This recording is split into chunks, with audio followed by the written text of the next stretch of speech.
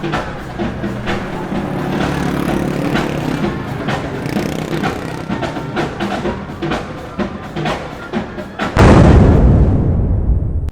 मी आकाश कुलकर्णी. प्रसार माध्यमच्या आम्ही भारतीय लोक अर्थात पेपर नागरिक शास्त्राचा या सत्रामध्ये आपलं स्वागत.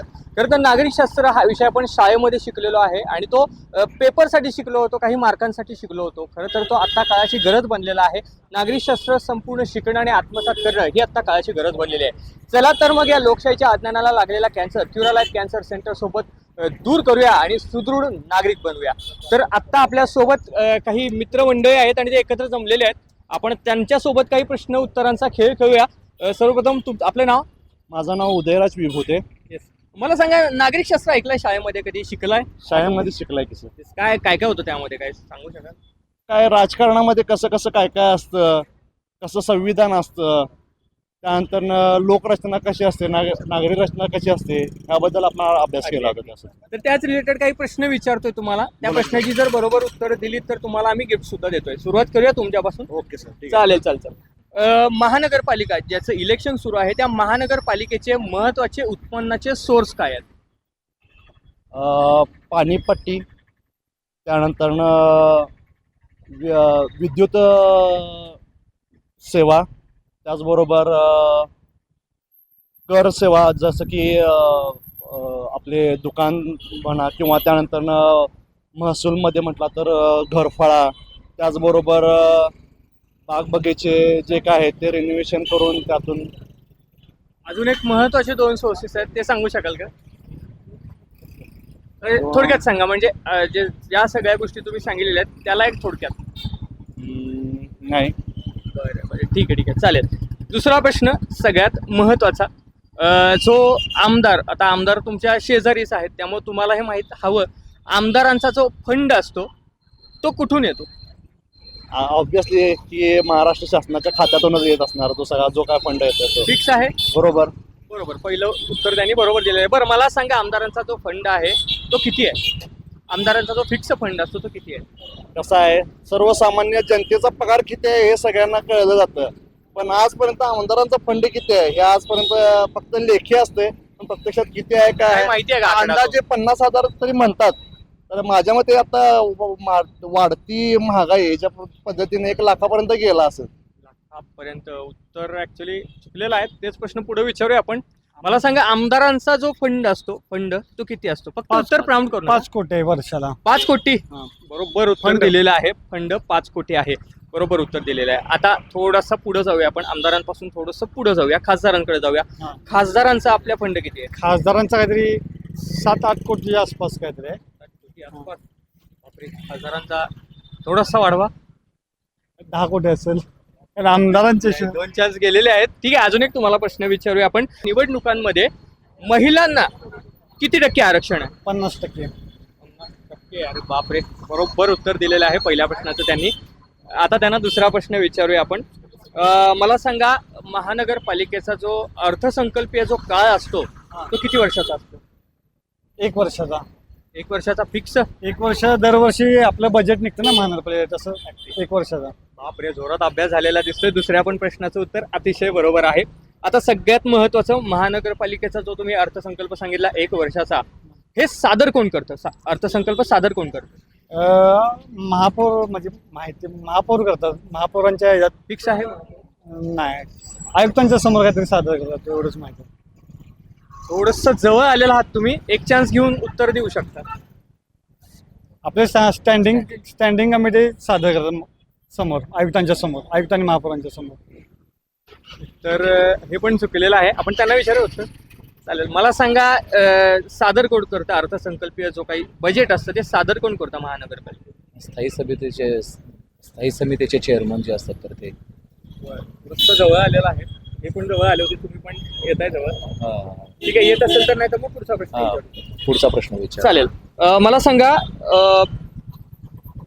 आपण जे मतदान करतो, मतदानाचा जो काही अधिकार आहे आपल्याला, हा कोणत्या कलमानुसार अधिकार आहे मतदानाचा? हे सांगू शकाल? नाही, कलम मला माहिती नाही. बरं, ठीक आहे. अजून एक महत्त्वाचा प्रश्न सगळ्यात तुमच्यासाठी, खरं तर लोकशाहीसाठीच महत्त्वाचा आहे प्रश्न. समजा जर का कुणी तुम्हाला निवडणुका आता चालू आहेत, कुणी पैसे वाटप करताना जर दिसलं तर पहिली गोष्ट तुम्ही काय कराल? निवडणूक आयोगाकडे तक्रार. नक्की. हो. म्हणजे या सिच्युएशनल प्रश्नाचं उत्तर त्यांनी बरोबर सांगितलेलं आहे. निवडणुकीच्या साईटवर जाऊ शकता किंवा निवडणूक अधिकाऱ्यांना तुम्ही जरूर कळवू शकता. आता महत्त्वाचा प्रश्न, महापौर माहिती आहेत सगळ्यांना. महापौरांची निवड कोण करतं? निवडून आलेले नगरसेवक आपापसातल्या संगनमतानं त्यांची निवड करतात. अतिशय बरोबर उत्तर आहे. महापौर आणि त्याच महापौरानंतर उपमहापौर सुद्धा असतात, बरोबर. तर त्या उपमहापौरांचं काम काय आहे? महापौरांच्या अनुपस्थितीत उपमहापौर जे काम आहेत तर ते सांभाळतात. समजा महापौर उद्या काही शासकीय कामानिमित्त मुंबईला गेले किंवा नागपूरला जातील ते, तर त्याच्या अनुपस्थितीत त्यांची जी कामं आहेत तर तीच उपमहापौरांची असतात. अतिशय बरोबर उत्तर दिलेले. आमच्या तिन्ही प्रश्नांची उत्तरं त्यांनी बरोबर दिलेलं आहे आणि आपण त्यांना एक छान असं गिफ्ट सुद्धा देतोय. तर तिन्ही प्रश्नांची उत्तरं अतिशय बरोबर दिलेली आहेत यांनी सुद्धा, आणि यांना सुद्धा मिळतंय लाटकर पंचांग यांच्याकडून हे श्रीलक्ष्मी कॅलेंडर, जे नवीन वर्षासाठी महत्त्वाचं. आम्ही नागरिकशास्त्र हा विषय सध्या फोकसमध्ये आहे. नागरिकशास्त्र महत्त्वाचं आहे. तुम्हाला नागरिकशास्त्र महत्त्वाचा वाटतो का? आहे, महत्त्वाचं आहे.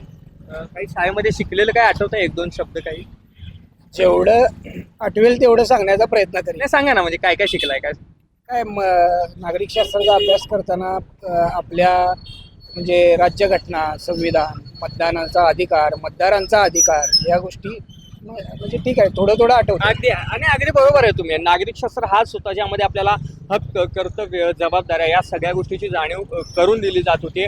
पण दुर्दैव हेच आहे की ते फक्त मार्कांपुरता हा मर्यादित होता नागरिकशास्त्र, जो आता सगळीकडे शिकवायला हवा. ठीक आहे, आपण प्रश्नोत्तर घेऊया, सुरुवात करूया. आपण तयार आहात तुम्ही?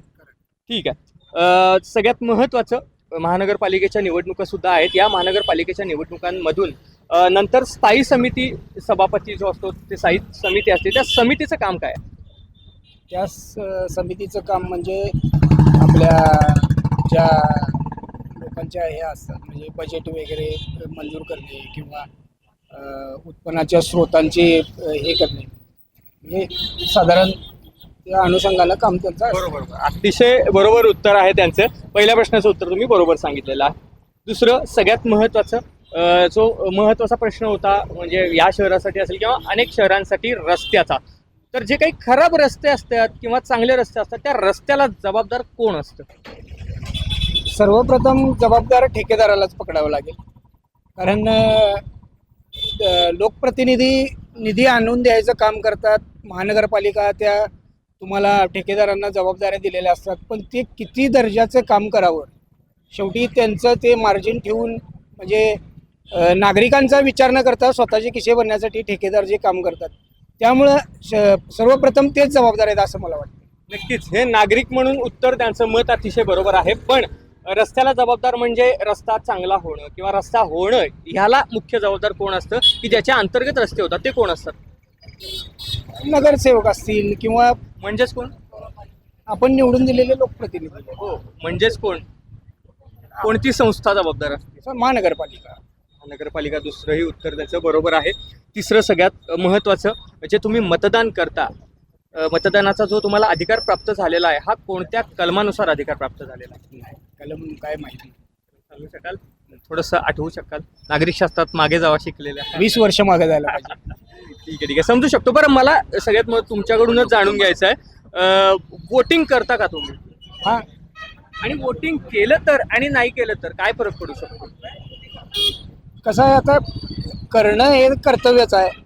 नाही केलं तर काय कोणी विचारत नाही, पण आपल्या एका मताचा फरक किती पडू शकतो. एक एक मतानं एक एक उमेदवार विजयी होतात, आणि चुकून समजा जर आपल्याला नको असलेला उमेदवार जर निवडून आला तर आपण का मतदान केलं नाही याचा एक मनाला हे पण पडतं. त्यामुळं प्रत्येकानं मतदानाचा हक्क बजावावा अशी मी तुमच्या माध्यमातून विनंती करतो. नक्कीच. आणि 2 प्रश्नांची उत्तरं बरोबर आहे. तिसऱ्याचं थोडंसं चुकलेलं, पण काय हरकत नाही, आपण त्यांच्याशी गप्पा मारूया. चालेल. मला सांगा आपलं नाव? अमर घोरपडे. सगळ्यात महत्त्वाचा पहिला प्रश्न, जे महानगरपालिकेचे जे आयुक्त असतात त्यांची नेमणूक कोण करतं? आयुक्तांची नेमणूक जिल्हाधिकारी यांच्याकडून होते. जिल्हाधिकारी. बरोबर. ऍक्च्युली हे उत्तर चुकलेलं आहे. दुसरा प्रश्न विचारूया आपण. हे उत्तर पास म्हणलेलं आहे तुम्ही. चालेल. मला सांगा, आता तुम्ही नगरसेवक निवडून देणार आहात या महानगरपालिकेसाठी, तर त्या नगरसेवकांची जी संख्या आहे ही कशावर ठरते?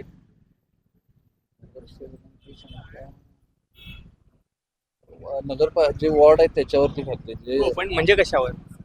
लोकसंख्येच्या ह्याच्यावरती संख्या ठरणार नगरसेवकांची. लोकसंख्येच्या. उत्तर अतिशय बरोबर आहे. पहिल्या प्रश्नाचं उत्तर त्यांनी बरोबर दिलेलं आहे. आता फक्त 2 प्रश्नाची उत्तर तुम्हाला द्यायची आहेत. मला सांगा, जो खासदारकीचा जो फंड असतो, खासदारांचा जो फंड असतो जसा आमदारांचा असतो, तो खासदारांचा फंड किती आहे? 20 कोटी असतो. थोडंसं जवळ आलेला आहात तुम्ही. अजून एक चान्स घेऊ शकता आणि एक फिक्स आकडा सांगू शकता. 25 कोटी.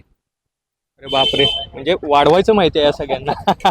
खासदारांचा फंड हा 25 कोटी. अतिशय बरोबर उत्तर आहे. 2 प्रश्नांची उत्तरं त्यांनी बरोबर दिलेली आहेत. आणि तिसरा सगळ्यात महत्त्वाचं, मला सांगा, कोणत्या म्हणजे संविधानानं आपल्याला अधिकार दिलेला आहे मतदानाचा, या मतदानाचा जो अधिकार आहे हा कोणत्या कलमानुसार दिलेला आहे?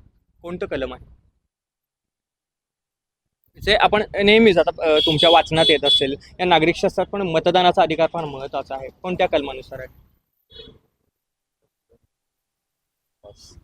ठीक आहे, काय हरकत नाही. पण मला एक सांगा, मतदान करणं किती योग्य आहे आणि मतदान जर आपण नाही केलं तर काय मिस करू आपण? मतदान करणं 100% मतदान लोकांनी केलंच पाहिजे. नाही केलं तर तसं पाहिजे तर हा गुन्हाच आहे. कारण आपण एक लोकप्रतिनिधी निवडून देतोय आणि त्या लोकप्रतिनिधीवरती आपला जिल्हा चालतोय, जिल्ह्यावरती मग राज्य चालते, राज्यावरती देश चालतो. आणि हे सगळं व्यवस्थित सुरळीत चालू करायचं असेल तर आपल्याला हे मतदान 100% केलंच पाहिजे. मतदानाविषयी माझं एवढंच म्हणणं आहे की आपण जर घरात बसलो तर नंतर इथून पुढच्या पिढ्यांना देखील आपल्याला घरातच बसावं लागेल. कारण मुंबई किंवा पुणे यासारख्या महानगराच्या बाबतीत असं घडताना दिसतंय की तिथे एकतर घुसखोरांची संख्या भरपूर आहे. हे जर घुसखोर आहेत तर ते आत्तापर्यंत ते अनकंट्रोल्ड म्हणजे अनियंत्रित स्वरूपामध्ये आहेत, तर ते एक गठ्ठा मतदान करतात आणि ते मतदानाच्या वेळेला बाहेर पडतात. परंतु मराठी माणूस मात्र मला इकडं ट्रिपला जायचं आहे, मला माझं ऑफिसचं काम आहे, अशी काही जुजबी कारणं काढून तो मतदान टाळताना आपल्याला भरपूर वेळा दिसला आहे. आणि याची परिणती म्हणजे चुकीचा उमेदवार निवडून येण्यामध्ये होते. आणि त्याच्यामुळं मतदानाचा हा संविधानिक अधिकार आपल्याला डॉक्टर बाबासाहेब आंबेडकरांनी जो दिलेला आहे, माझ्या मताला पण तेवढीच किंमत आहे आणि अंबानी साहेबांच्या मताला पण तेवढीच किंमत आहे. असं सुंदर हे लोकशाहीचं सादरीकरण जे बाबासाहेबांनी केलेलं आहे, तर त्याचा अधिकार पूर्णपणे आपण बजावला पाहिजे असं माझं मत आहे. कारण हे वर्षातून एकदा आणि वर्षातून 2दा काही येत नसतं, हे 5 वर्षातून एकदाच तुम्हाला प्राप्त होत असतं. त्यामुळे योग्य उमेदवार जर निवडायचा असेल तर तुम्ही मताची अंमलबजावणी सर्वप्रथम करायला हवी आणि कुठल्याही प्रलोभनाला बळी न पडता त्याची अंमलबजावणी करायला हवी. हे माझं प्रामाणिक मत. नक्कीच नक्कीच. तुम्हाला काय वाटतंय, मतदान हा हक्क बजावला पाहिजे? कसं आहे, मतदान जर आपण नाही केलं तर आपल्याला जो काम करणारा नगरसेवक आहे तो न येता न काम करणारे नगरसेवक निवडून येतील. त्यामुळं आपण मतदान जेवढे लोक करतील, म्हणजे मेजॉरिटी जेवढे होईल तेवढं चांगला नगरसेवक निवडून येणार, ज्याची प्रतिमा चांगली आहे, म्हणजे स्पष्ट आहे, हाच नगरसेवक निवडून येणार. जर मतदान केलं तर लोक काय करतात, सुट्ट्या मतदानाच्या दिवशी, म्हणजे हे जी सुट्टी असते, गव्हर्नमेंट सुट्टी असते, ती सुट्टी बघून लोक ट्रिपला जातात. त्यामुळे जो खरा काम करणारा नगरसेवक तो निवडून यायचा राहून जातो. त्यामुळे सगळ्यांनी मतदान केलं पाहिजे. अतिशय बरोबर आहे. मतदान हा आपला अधिकार आहे आणि हा प्रत्येकानं बजावला पाहिजे. ज्या पद्धतीनं क्युरालाईफ कॅन्सर सेंटर सोबत आपण कॅन्सरवर मात करतो, त्याच पद्धतीनं आपलं एक बहुमूल्य असं मत देऊन आपण लोकशाहीला वाचवू शकतो आणि पुढच्या पिढीला सुद्धा ही गोष्ट नक्की सांगू शकतो की एका मताची किंमत काय होती.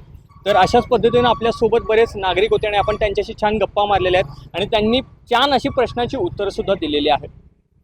तर तिन्ही प्रश्नांची उत्तरं अतिशय बरोबर दिलेली आहेत यांनी आणि त्याबद्दल यांना लाटकर पंचांग यांच्याकडून एक श्रीलक्ष्मी कॅलेंडर मिळतंय, जे आता नवीन वर्षासाठी महत्त्वाचं आहे आणि तुम्हाला नवीन वर्षाच्या मनापासून शुभेच्छा. तुम्हाला थँक्यू.